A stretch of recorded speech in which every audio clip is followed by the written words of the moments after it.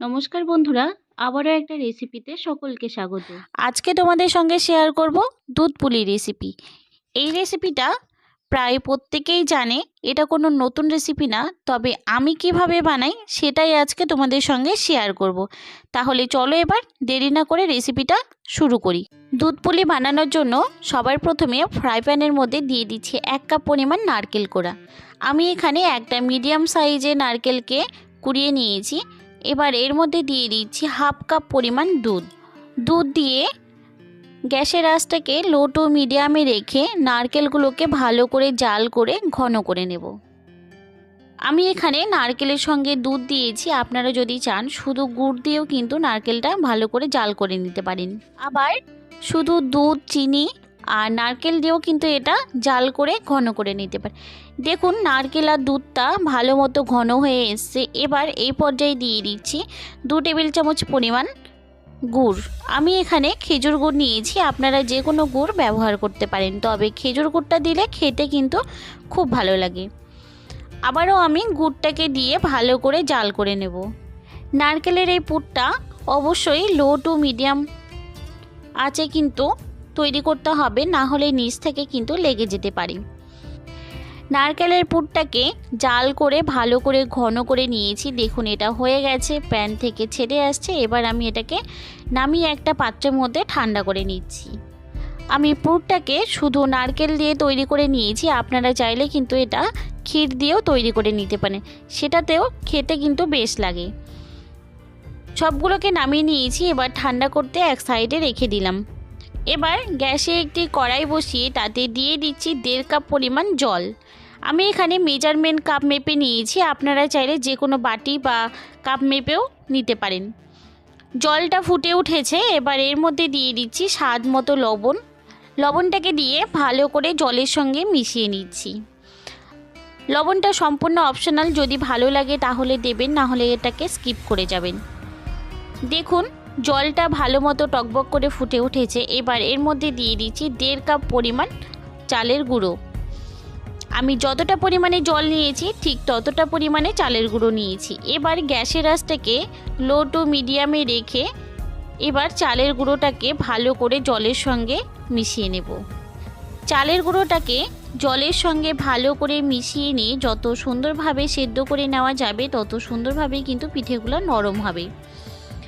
ভালো করে সেদ্ধ করে নিয়েছি, যাতে এর মধ্যে কোনো রকম দলা পেকে না থাকে বা সাদা অংশ না থেকে যায়। দেখুন আটাটা ভালো মতো সেদ্ধ হয়ে গেছে। এবার এটাকে নামিয়ে একটা পাত্রের মধ্যে নিয়ে নিচ্ছি। আমি চালের গুঁড়োর মিশ্রণটাকে একটা থালার মধ্যে নামিয়ে নিয়েছি, আর এটা কিন্তু অনেকটাই গরম আছে। এবার এইভাবে গরম অবস্থাতেই এটাকে ভালো করে মেখে নিতে হবে। একটা বাটির মধ্যে সামান্য পরিমাণ জল নিয়ে নিয়েছি। এইভাবে একটুখানি জল হাতে নিয়ে আমি চালের গুঁড়োর মিশ্রণটাকে এইভাবে মেখে নেব। চালের গুঁড়োর মিশ্রণটাকে ভালো করে মেখে একটা ডো তৈরি করে নিয়েছি। এবার এখান থেকে ছোট ছোট লেচি করে নিচ্ছি। আমি পুলি পিঠেগুলো খুব বেশি বড় করব না, পিঠেগুলোকে একটু ছোট সাইজ করে আমি তৈরি করে নেব, কারণ পুলি পিঠে আমার খুব বেশি বড় একটা ভালো লাগে না। তো আপনারা আপনাদের পছন্দ মতো অবশ্যই শেপ দিয়ে নেবেন। ছোট বা বড় স্বাদ কিন্তু সেই একই রকম থাকে।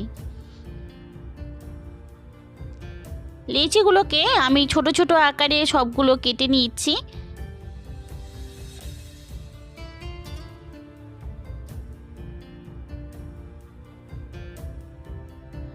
সব লেচিগুলোকে আমি কেটে নিয়েছি। এবার এখানে একটা ছোট্ট টিপস আপনাদের বলে দিই। এইভাবে লেচি কেটে নেওয়ার পরে যদি ভিজে কাপড় দিয়ে এইভাবে ঢেকে রাখা হয় তাহলে কিন্তু লেচিগুলো ওপর থেকে শুকিয়ে যাবে না বা শক্ত হয়ে যাবে না। এবার একটা পাত্রের মধ্যে আমি নিয়ে নিয়েছি সামান্য পরিমাণ চালের গুঁড়ো। এবার একটা লেচি নিয়ে এইভাবে হাতের মধ্যে একটু ডলে ডলে ভালো করে গোল করে নেব।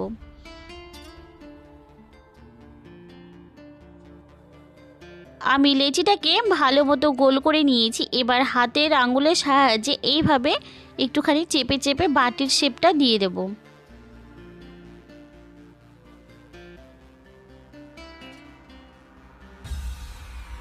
আমি ছোট্ট করে একটা বাটি শেপ দিয়ে দিয়েছি। এবার এর মধ্যে যে নারকেলের পুরটাকে তৈরি করে রেখেছিলাম সেই পুরটাকে আমি এইভাবে মাঝখানে দিয়ে মুখটাকে ভালো করে মুড়ে দেব। চালের গুঁড়োর ডোটা যদি সুন্দরভাবে সেদ্ধ হয়ে থাকে তাহলে কিন্তু পুলি পিঠে বানানোর সময় পিঠের সাইডগুলো একটুও ফেটে যাবে না। সেদ্ধটা খুব ভালোভাবে করে নিতে হবে, তাহলে পিঠেগুলো খুব সুন্দর মসৃণ ও সফট হবে। দেখুন পিঠেটা তৈরি করে নেওয়া হয়ে গেছে। আমি আবারও একটা পিঠে আপনাদেরকে তৈরি করে দেখিয়ে দিচ্ছি। আমি এখানে কোনো রকম ডিজাইন করছি না। আপনাদের যদি কোনো রকম ডিজাইন করার ইচ্ছা হয় তাহলে কিন্তু আপনারা এখানে ডিজাইনটা তৈরি করে নিতে পারেন। পিঠেটা তৈরি করে নেওয়া হয়ে গেছে। এবার পিঠেটাকে প্লেটের মধ্যে রেখে ভেজা কাপড়টা দিয়ে এইভাবে ঢেকে রেখে দেব। তাহলে পিঠের গায়ের ওপরে একটুও ফেটে যাবে না, আর দুধে ফোটানোর সময় কিন্তু পিঠেগুলো ফেটে যাবে না বা ভেঙে যাবে না। এইভাবে আরও একটি পিঠে আপনাদেরকে তৈরি করে আমি দেখিয়ে দিচ্ছি। প্রথমে একটা লেচি নিয়ে এইভাবে হাতের মধ্যে গোল করে নিয়ে তারপরে আঙুলের সাহায্যে এইরকম একটা বাটি তৈরি করে নেব।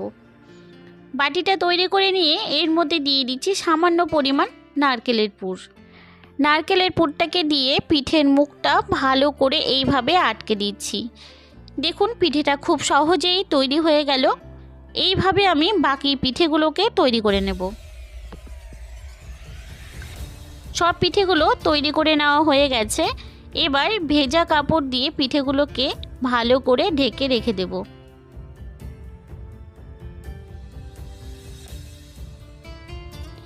এবার গ্যাসে একটি কড়াই বসিয়ে তাতে দিয়ে দিচ্ছি 1 লিটার পরিমাণ প্যাকেটের দুধ। আমি এখানে প্যাকেটের দুধ ব্যবহার করছি, আপনারা কিন্তু গরুর দুধও ব্যবহার করতে পারেন। এবার হাই আঁচে দুধটাকে ভালো করে ফুটিয়ে নেব। সম্পূর্ণ দুধটা কড়াইয়ের মধ্যে ঢেলে দিয়ে এইভাবে অনবরত একটু নাড়াচাড়া করে দেব, যেহেতু প্যাকেটের দুধ নিচে থেকে লেগে যেতে পারে। দেখুন দুধটা ফুটে উঠেছে। এই পর্যায়ে আমি দিয়ে দিচ্ছি 2টো ছোট এলাচ।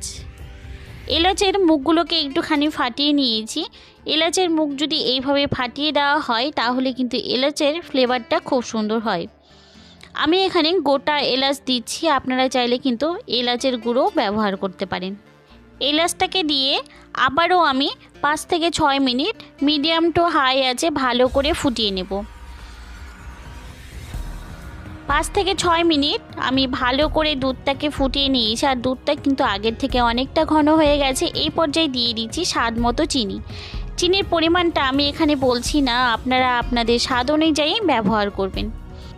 আবারও দুধটাকে 5 থেকে 6 মিনিট মিডিয়াম টু হাই আঁচে ফুটিয়ে নেওয়ার পরে এর মধ্যে এক এক করে পিঠেগুলোকে দিয়ে দিচ্ছি। দুধটা যত ভালো করে জাল করে ঘন করে নেওয়া হবে পিঠেটা কিন্তু ততটাই টেস্টি হবে। পিঠেগুলোকে দিয়ে আবারও আমি মিডিয়াম টু হাই আঁচে 4 থেকে 5 মিনিটের মতো ফুটিয়ে নেব। পিঠেগুলোকে 4 মিনিটের মতো আমি ফুটিয়ে নিয়েছি। আর যখন দেখবেন যে পিঠেগুলো এরকম দুধের ওপরে ভেসে উঠছে তখন বুঝবেন যে পিঠেগুলো কিন্তু আমাদের রেডি হয়ে গেছে। যেহেতু চালের গুঁড়োটাকে আগে থেকে সেদ্ধ করে নেওয়া হয়েছে, এই পিঠেগুলো কিন্তু তৈরি হতে আর বেশি টাইম লাগবে না। দেখুন পিঠেগুলো দুধের ওপরে সুন্দরভাবে ভেসে উঠেছে। আমি আর বেশিক্ষণ ফোটাবো না। এবার গ্যাসের আঁচটাকে বন্ধ করে একটা প্লেটের মধ্যে সার্ভ করে নিচ্ছি। রেডি হয়ে গেল আমাদের গরম গরম দুধ পুলি। এটা অনেকেই কিন্তু পিঠের রানী হিসেবে বলে থাকে। তো বন্ধুরা আমার এই রেসিপিটি যদি তোমাদের ভালো লেগে থাকে অবশ্যই লাইক শেয়ার কমেন্ট করবেন। আর আমার চ্যানেলে যখনই চ্যানেলে নতুন ভিডিও দেব সবার আগে তোমাদের কাছে পৌঁছে যাবে।